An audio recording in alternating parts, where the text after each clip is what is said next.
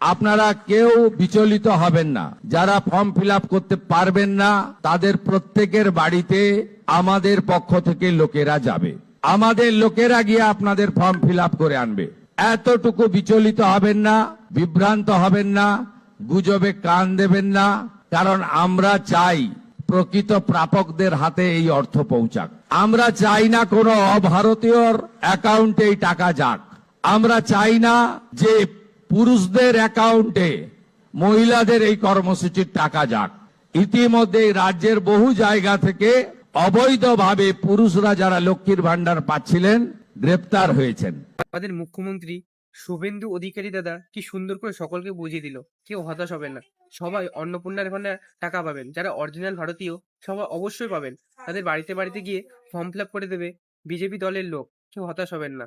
আর ভিডিওটা প্রচুর পরিমাণে শেয়ার করে দিন।